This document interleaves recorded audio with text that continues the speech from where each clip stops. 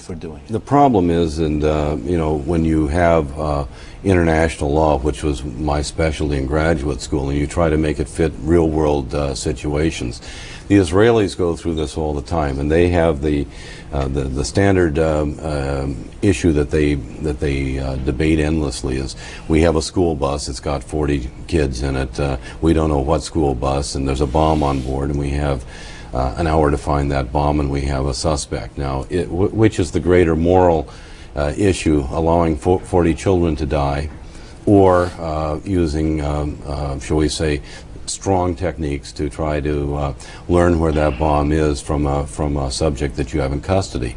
Again, we're all repulsed by what we saw at Abu Ghraib, for example, where young sadists who were not properly supervised carried out abominable kinds of things on prisoners there.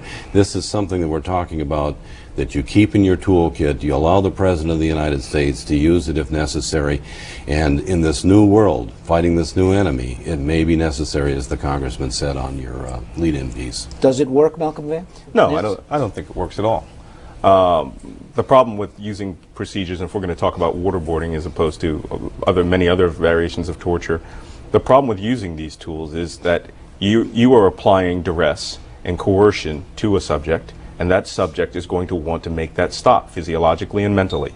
And as they are trying to make it stop, they will come up with whatever you are asking. Maybe they'll agree with you, or they will actually try to create some half-truth or a lie in order to get you to stop the procedure. And waterboardings are relatively effective.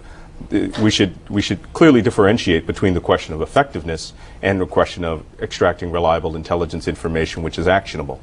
Those are two entirely different things. I can make anyone say anything I want, given a proper team and a proper amount of time on a waterboard, approximately a minute or 2 minutes. Now, what about Neil Livingston's point that in certain circumstances, the ticking time bomb scenario, this may be justified, that when you say never rather than sometimes, you take some important tools away from people who need to extract information?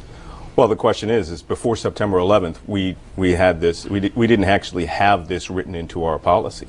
We were using the practices and procedures of military intelligence, and the ticking time bomb scenario has always been used as a straw man for other dictators and totalitarian nations. The Argentinians had this problem when they carried out the dirty war.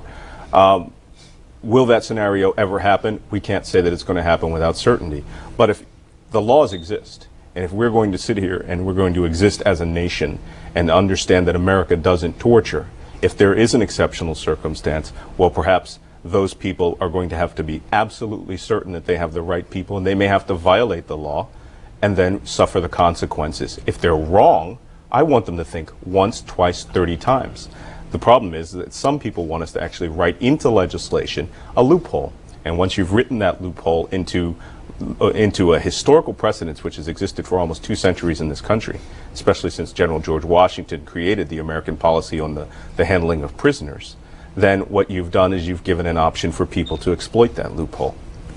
Neil Livingston, you heard Malcolm Nance clearly worried about surrendering the moral high ground here by doing things to people while saying that we're better than the people we're doing it to. Do you worry about it all, the points he just made? I have great respect for Malcolm, and of course he makes good points. We should not be in the torture business, but I think just as we have, I don't like nuclear weapons. We have them. I hope we never use them.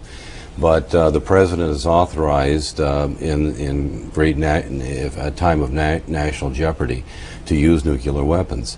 I think I worry about the scenario that we talked about, or the scenario where we have a weapon of mass destruction in one of our cities and we don't have a lot of time to work on it. I started years ago as an interrogator, but teaching people why torture was not a good means of extracting information. It doesn't work, as Malcolm says, in many cases, but there are times that severe distress may well work, and it may save an awful lot of lives. The other thing, if I can just add to it, is that, again, when we start saying, well, you can do this, but you can't do that, the British had a huge problem in Northern Ireland on deprivation.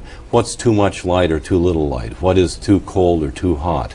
And if we start really doing too much and trying to have a legal regime that looks at every possible consideration in this regard, we may tie our hands too severely in terms of even normal interrogation techniques. Very quickly before we go, does this conversation, this disagreement between the two of you, representative of what's going on in the wider community, people in law enforcement, people in intelligence, people thinking about tactics, is there a debate going on inside those communities right now about the use of these tactics quickly? I don't believe there's a debate at all in the professional intelligence officers community. Every person that I have ever spoken to, two people who spoke on the panel today, unequivocally understand that this does not work. These are extra legal, extra activities which have just manifested themselves in the recent years.